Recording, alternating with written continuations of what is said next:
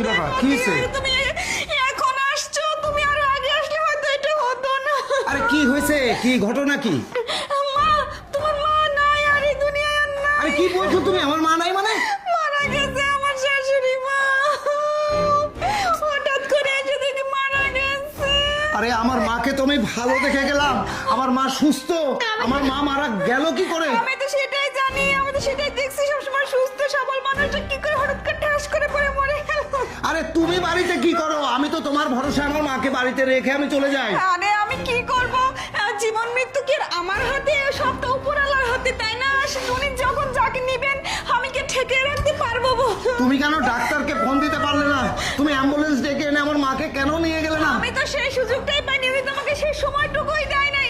আমি তো বই রুমে ছিলাম, এসে দেখি উনি নাই আর, এসে দেখি আর নাই। আমি কি করি আমার মা? আমি কি করি? বাবা, শাশুড়ি মা আপনি? আরে তুই আসছিস? বাবা তুই জানিস না আমি মারা যাইনি, আমি না এখানে শুয়ে ঘুমাচ্ছিলাম, খুব অসুস্থ শরীরটা। বৌমা ওই যে বালিশ আছে না, বালিশ চাপা দিয়ে আমাকে